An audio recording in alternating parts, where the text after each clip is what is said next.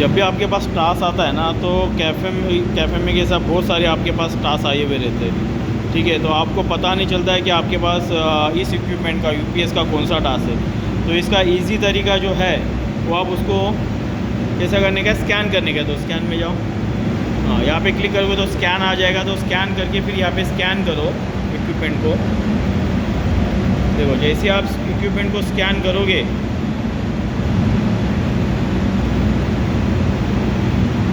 सही से कर स्कैन। हाँ ये देखो, जैसे स्कैन करोगे तो ये आपके पास टास्क आ गया। ठीक है, यूपीएस का 40। तो क्रॉस चेक करना है कि 100% वही है कि नहीं। तो उसके बाद फिर आपने क्या करना है, यहाँ पे स्टार्ट करना है। ठीक है, स्टार्ट करने के बाद ये क्या बताता है कि आप क्या कर रहे हो, ट्रैवल कर रहे हो, टाइम कर रहे हो, वर्क कर रहे हो। तो वर्क में हो गया तो ये आपका टाइम स्टार्ट हो गया, यानी आपका वर्क का ये स्टार्ट हो गया। उसके बाद आप यहाँ पे चेक लिस्ट में जाओ। यहाँ पे थोड़ा सा चेक लिस्ट जब ये करोगे, यहाँ पे देखो, यहाँ पे अगर आपका चेक लिस्ट डाला हुआ है तो चेक लिस्ट पे क्लिक कर, तो इधर क्लिक करके आप चेक लिस्ट में जाओगे। चेक लिस्ट में जाने के बाद आपने क्या करना है, आज जो डेट है उसको सिलेक्ट करना है। जैसे सिलेक्ट किए, उसके बाद टाइमिंग सिलेक्ट करो, जो अभी टाइम हुआ है वो। ये एक्चुअल जब आप स्कैन करते हो ना, तो आपका वो ऑलरेडी वो कैप्चर कर चुका है टाइम, और प्लस ये मैनुअली भी टाइम फिट करना है। उसके बाद कैसे, यहाँ पे आपकी चेक लिस्ट है। ठीक है, यानी अगर चेक लिस्ट चेक करोगे तो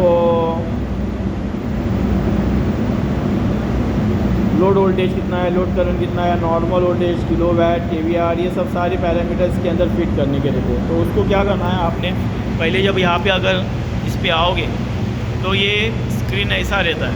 ठीक है, आपको कुछ भी नहीं दिखाई दे रहा है इसमें, राइट। तो आप क्या करना, सबसे पहले यहाँ पे आके होम को दबाओ। होम में दबाने के बाद आपको यहाँ पे दिखाई देगा कि यूपीएस किस मोड में है। उसके बाद आपने क्या करना है, ये देखो, ये प्राइमरी वोल्टेज है और ये लोड वोल्टेज है, यानी ये नॉर्मल वोल्टेज है और ये लोड वोल्टेज है, ये ध्यान दो। तो आप क्या करना है, जब यहाँ पे नेक्स्ट प्रेस करोगे, बी केयरफुल करना है। यहाँ पे जब प्रेस करोगे तो आपको यहाँ पे प्राइमरी वोल्टेज का ये देख रहे हैं अभी यहाँ पे मार्क आ गया, मीन्स ये सिलेक्ट हो चुका है। तो हमको इसमें हम लोग पहला चेकलिस्ट में कैसा, चेकलिस्ट में पहला लोड वोल्टेज आपको दिखा रहा है। तो आप फिर इसमें जाके लोड वोल्टेज पे चले जाओ।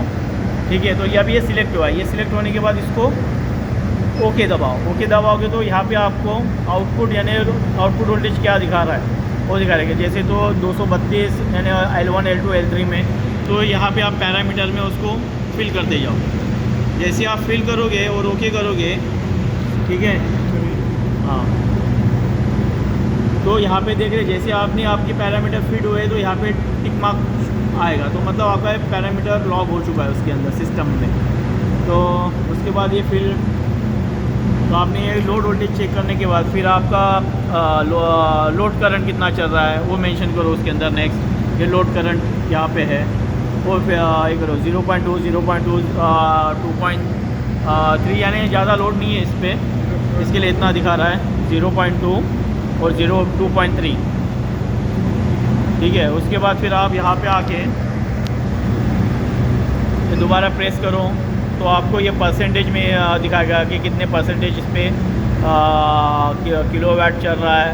अब और केवीआर ये परसेंटेज में है, और ये एक्चुअली है आपका टोटल कितना है। तो 0.1 किलोवाट, यानी बहुत कम लोड है। और एक्चुअल L3 में थोड़ा है 0.5 किलोवाट के आसपास लोड है। तो 0.1, 0.1, 0.5, क्योंकि ये वैल्यू थोड़ी जैसे लोड बढ़ते जाएगा कम होते जाएगा वो वेरी करते रहेगा।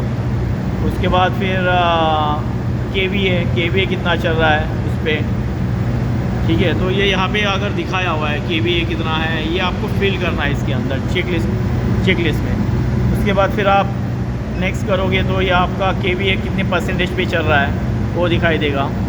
तो ये जो अभी जैसे कि ये किलोवाट 0.3 के आसपास या 0.5% पे है। तो ये किलोवाट जो है 0.5%, तो 0.5 लिख दो। ठीक है, आप ध्यान देना है कि ये जब पॉइंट डालते हो ना, तो पॉइंट बराबर से आपने डाला है कि नहीं वो देखना है। क्योंकि अगर पॉइंट बराबर से नहीं है ना, तो आपकी जो बैकअप जो वैल्यू रहेगी वो रॉन्ग दिखाई देगी अपने आप। जैसे कि पिछले इसमें आपको दिखाया था कि रॉन्ग फिल अगर करोगे तो बैकअप जो पैरामीटर एक बार अगर सर्वर में चले गए तो उसके बाद फिर कैसे वो रॉन्ग ट्रेंड वगैरह उसका दिखाता है, ग्राफ जो दिखाता है उसका, तो ग्राफ कैसा गलत दिखाता है। ठीक है, तो इसके बाद फिर आपने KVA डालना है इसके अंदर। ठीक है, ये KVA परसेंटेज 0.5 0.6, तो ये एक एवरेज पकड़ने का, तो 0.5 के आसपास KVA। तो उसके बाद फिर क्या करना है, आपने होम में जाना है। तो आपके अभी कैसे, हाँ अभी लोड वोल्टेज का हो गया, अभी जैसे कि फिर अभी ये नॉर्मल वोल्टेज, यहाँ पे अगर देखोगे लोड वोल्टेज का फिल हो गया नॉर्मल वोल्टेज में। फिर ये यहाँ पे देखो, अभी मैं यहाँ पे अगर क्लिक करना है तो ध्यान देना है कि ये सेटअप ये हुआ कि नहीं। ठीक है, तो ये सिलेक्ट हो चुका है, फिर उसको ओके करो। ध्यान दो, कभी भी आप जब सिलेक्ट करोगे तो आप ज़रूरी है कि ये कौन से इस पर सिलेक्ट हुआ है, वो बहुत ज़रूरी है देखना। गलती से अगर ये सिलेक्ट हुआ ना तो आपका UPS बंद हो जाएगा। तो दिमाग को थोड़ा ठंडा रख के अच्छे तरीके से ध्यान देके आपको ये देखना है कि कौन सा सिलेक्ट है। अभी ये प्राइमरी वोल्टेज, यानी प्राइमरी वोल्टेज को ओके करोगे तो ये प्राइमरी वोल्टेज 231 230 के आसपास चल रहा है, L1 L2 L3। उसके बाद उसके जो प्राइमरी वोल्टेज जो है करंट है 3.5 यानी प्राइमरी वोल्टेज और प्राइमरी करंट, पावर फैक्टर कितना इस पर चल रहा है। उसके बाद ये इतना ही है सिर्फ इसके अंदर। उसके बाद फिर दोबारा आप होम में जाओ, उसके बाद फिर दोबारा आया, अभी देखो ये प्रेस किया मैंने, यहाँ पे आया, फिर नेक्स्ट करो, यहाँ पे आ गया, लोड करंट पे आ गया, फिर नेक्स्ट करो। ये ध्यान देना है, इस पर ओके नहीं करना है। उसके बाद ये बैटरी को सिलेक्ट करो। ठीक है, तो यहाँ पे ओके करो। तो अभी बैटरी वोल्टेज कितना है, 216 के आसपास चल रहा है। तो यहाँ पे अगर देखोगे तो बैटरी वोल्टेज यहाँ पे दिया हुआ है, ये देख रहे बैटरी वोल्टेज जो है चेकलिस्ट में। ठीक है, उसके बाद फिर क्या दिखा रहा है, न्यूट्रल करंट 0 ही है, दिखा नहीं रहा है। 50 हज़र्ट्ज़ ऑलरेडी लिख चुके हैं। बैटरी चार्ज कितना 100% पे है, जैसे कि बैटरी चार्ज आपको यहाँ पे दिखाएगा। यहाँ पे अगर नेक्स्ट करोगे, ठीक है, तो बैटरी कैपेसिटी 100% यानी 100% चार्ज है। Remaining hours 3276। ठीक है, बैटरी करंट, उसके बाद बैटरी करंट 0 पे।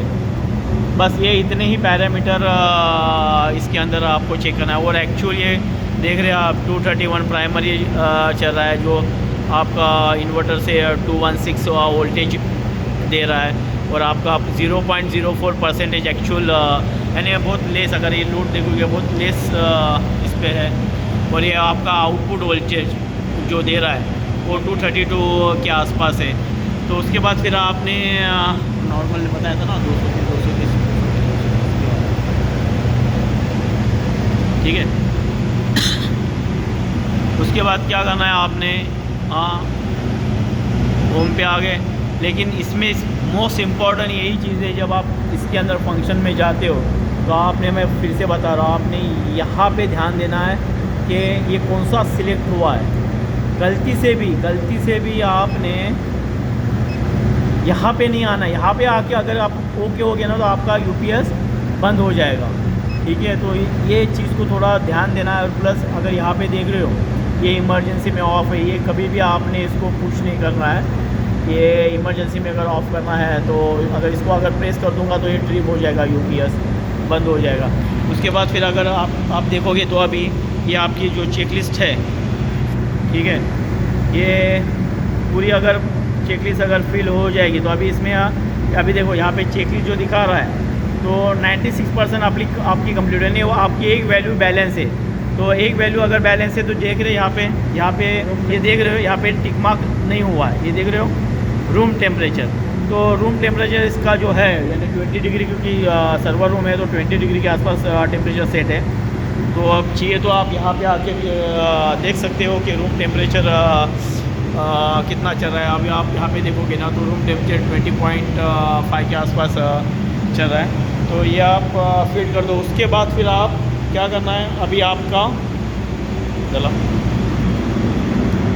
आपका जो चेकलिस्ट जो ये है वो अभी देखें अभी 100% आ गया, यानी आपका चेकलिस्ट कंप्लीट हो गया। तो उसके बाद क्या करना है, इसको आपने कंप्लीट करना है।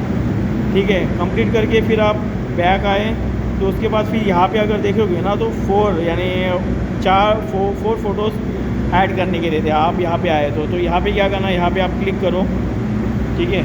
तो फर्स्ट ये वाला फ़ोटो लेना है आपने, अभी आप देख रहे हो कैसा ले रहे, ये वाला एक फ़ोटो ले लिए, यानी इसका ले लिए। उसके बाद फिर आप होम को सिलेक्ट करो, यहाँ पे आ जाओ, प्राइमरी वोल्टेज पे आ जाओ, उसका एक पिक्चर ले लो, ठीक है। फिर आप बैक आ जाओ, फिर आप आउटपुट वोल्टेज कितना चल रहा है वो एक पिक्चर ले लो, ठीक है। तो 3 पिक्चर हो गए। उसके बाद क्या करना है मालूम है, आपने ये एक्चुअल इसका यूपीएस का कंडीशन यहाँ से एक पिक्चर आपने खींचना है इसको। तो अभी देखो ये अभी 4 पिक्चर अभी अपलोड हो गए पिक्चर के इसमें। तो देखिए यहाँ पे डॉक्यूमेंट आपको ये 4 दिखा रहा है। तो यहाँ पे आए तो आपके चारों पिक्चर ऐड हो चुके हैं। तो इससे क्या पता चलता है, अगर पैरामीटर में भी अगर कुछ मिस्टेक हो रही है तो यहाँ से क्रॉस चेक करते उसको कि क्या था पैरामीटर, या क्रॉस चेक करना है। तो उसके बाद क्या करना है, आपने कंप्लीट करो टास्क को। हाँ, फिर आप सिस्टम में आके, ठीक है, यहाँ पे आपको दिखाई देगा कि लोकेशन कौन सा है, रूम कौन सा है, रूम कोड कौन सा है, ये टास्क कौन सा था, यानी ये वीकली टास्क था आपका, ठीक है।